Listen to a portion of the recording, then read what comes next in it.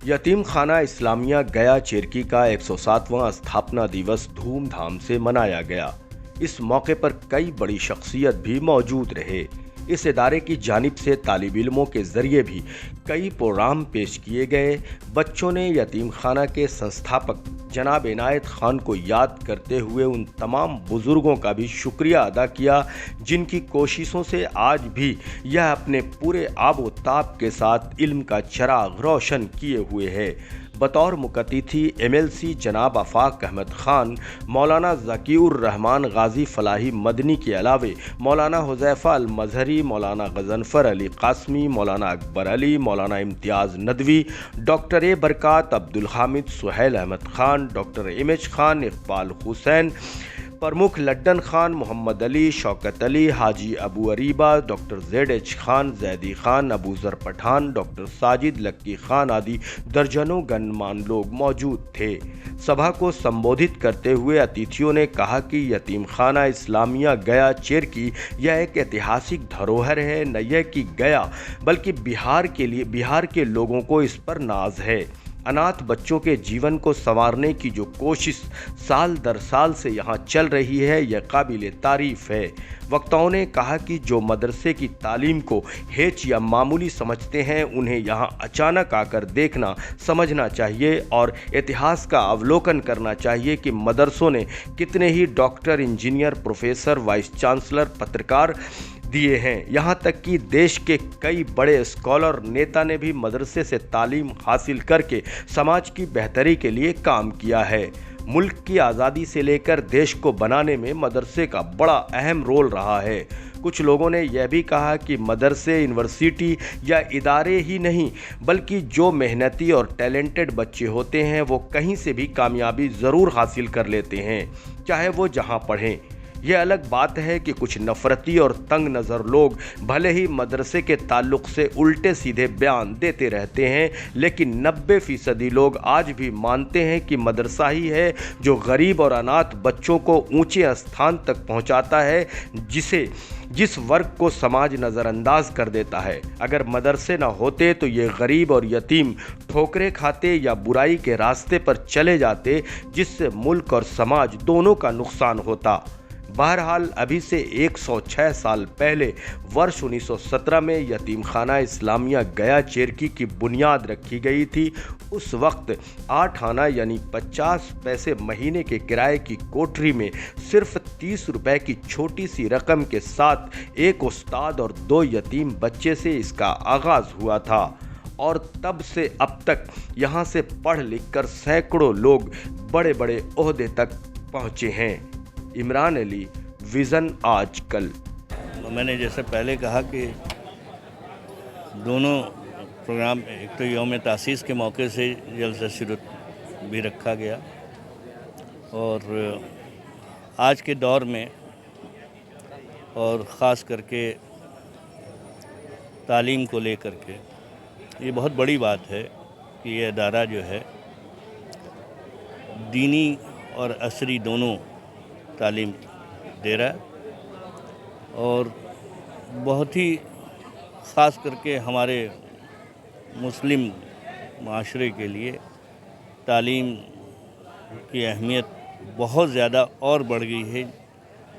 जैसा आप देख रहे हैं, जिस फेज़ से हम लोग गुज़र रहे हैं बहुत ही चैलेंजिंग है और उसका काट जो है वो सिर्फ़ और सिर्फ तालीम ही है। और आज के मौके से हम इस इदारे को मुबारकबाद देते हैं और दुआ करते हैं कि यह इदारा दिन दुगनी रात चौगनी तरक्की करे और इसकी तरक्की में एक समाजी एक्टिविस्ट होने के नाते हम अपना फ़र्ज़ भी समझते हैं कि उसमें कहीं कोई रुकावट और कोई अड़चन आए तो उसमें हम जितना कुछ कर सकें वो कम है।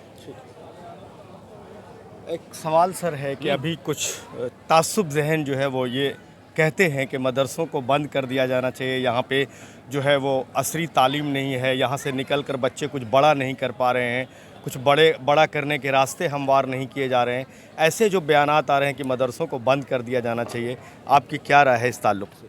उसका जवाब भी यहीं से मिलेगा, इस सवाल का जवाब भी यहीं से मिलेगा जहाँ हम, जैसा मैंने कहा कि दीनी और असली दोनों तालीम हम जब दे रहे हैं तो इन जो कुछ जो सरफिरे इस तरह की जो बात कर रहे हैं सरफिरे, ठीक है, उनका जवाब भी यही बच्चे देंगे जो यहाँ से निकल करके अपने अपने शोबे में नुमायाँ काम करेंगे, तो यही जवाब देंगे और जवाब दे रहे हैं।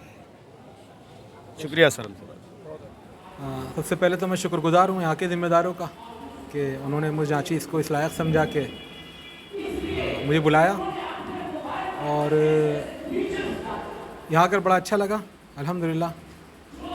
इसका ज़िक्र बहुत बचपन से हमारे घरों में अखबार दावत आता था सहरोज़ा, तो उसमें इसका इश्तिहार निकलता था यतीम खाना गया।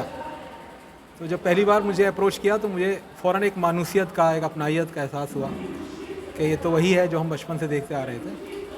और फिर जब मुझे तो था एहसास कि तारीख़ी है, लेकिन इतना तारीख़ी है ये इसका मालूम नहीं था।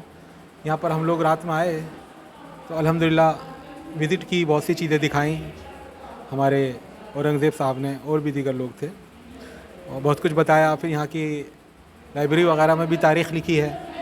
मालूम हुआ कि 107 साल पुराना ये इदारा है। बहरहाल जिस तरह एक हिस्टोरिकल लेगेसी है, इसी तरह एक मुस्लिम उम्मत की भी लेगेसी है, इस पर ध्यान देना चाहिए।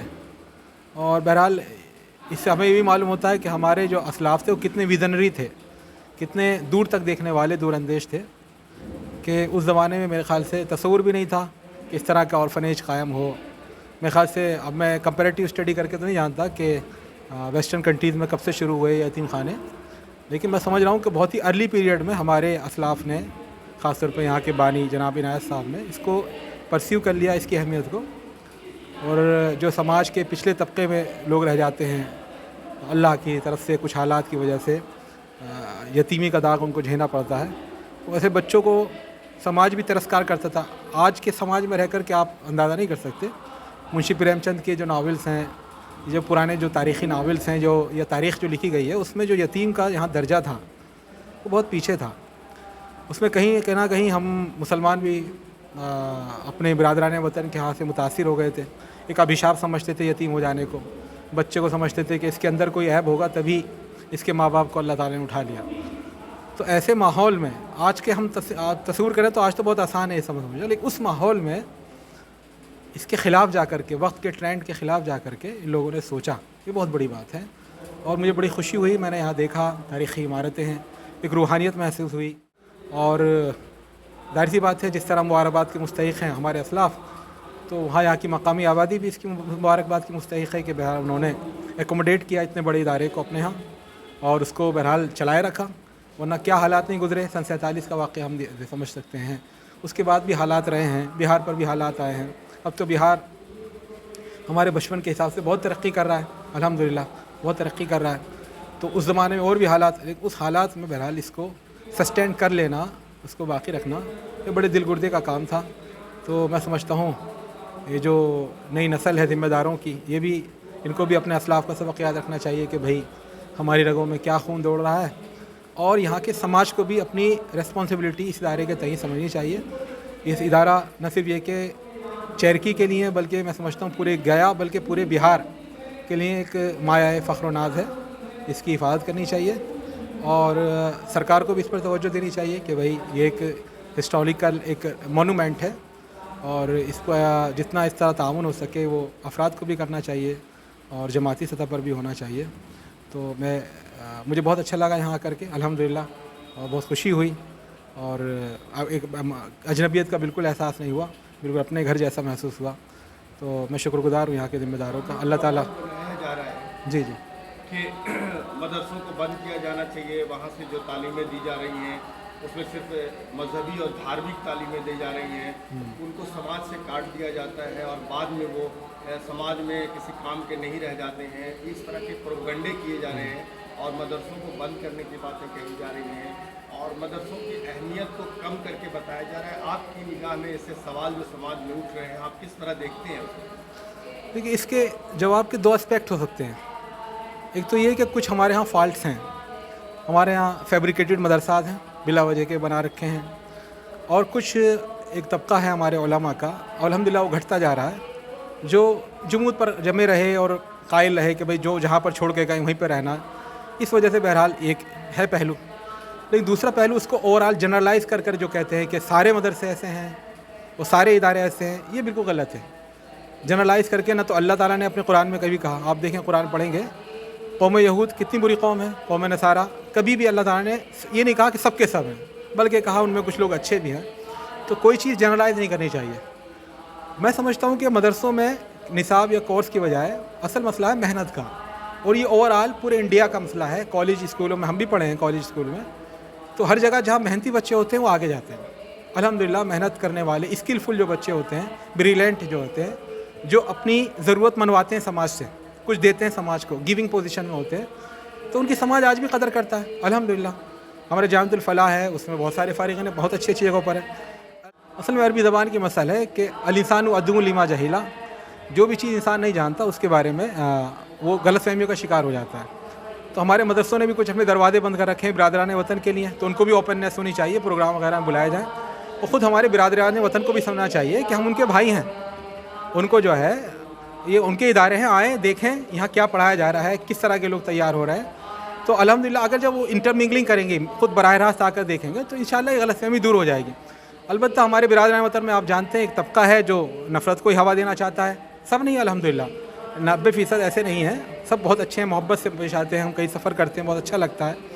लेकिन हैं कुछ लोग बहरहाल, तो उसमें ज़िम्मेदारी हम मुसलमानों की भी बनती है कि गलतफहमियों का निवारण करें, उनको दूर करें। और ख़ुद हमारे बिरादरान वतन को भी समझना चाहिए कि हम उनके उसी वतन में रहने वाले, जो खून उनकी रगों में वो हमारी रगों में है, जिस मिट्टी का वो खाते हैं उस मिट्टी का हम खाते हैं, हमें भी अपने वतन से मोहब्बत है जैसे उन्हें मोहब्बत है। तो ये दूरियाँ ख़त्म होनी चाहिए। हम तो कहते हैं साफ साफ, भाई आएँ आप हमारे इदारों को देखें, कभी भी आएँ, एट रैंडम आएँ, इंस्टेंटली आएँ, कभी भी देखें हम क्या पढ़ा रहे हैं, हमारे निसाब का जायज़ा लें, हमारी सिलेबस जो बुक्स हैं उनको देखें, तो इंशाअल्लाह ये गलतफहमियाँ दूर हो जाएंगी और नफ़रत और तासुब की दीवार ख़त्म हो जाएगी। बहुत शुक्रिया सर। जज़ाकुमुल्लाह। तारुफ चाहेंगे सर? जी मैं ज़कीउर रहमान हूँ, ज़कीउर रहमान गाज़ी मेरा नाम है, गाज़ियाबाद का असल रहने वाला हूँ। और मैं जामिअतुल फलाह जो बिलेरगंज आदमगढ़ है उसमें टीचर हूँ, और मुख्तलिफ़ जगहों से मैंने पढ़ा है, नदवे से पढ़ा है, फलाह से पढ़ा है, दरस निज़ामी से मैंने दौरा हदीस भी किया, फिर मदीना से भी तालीम हासिल करी, अलीगढ़ यूनिवर्सिटी से भी पढ़ा है।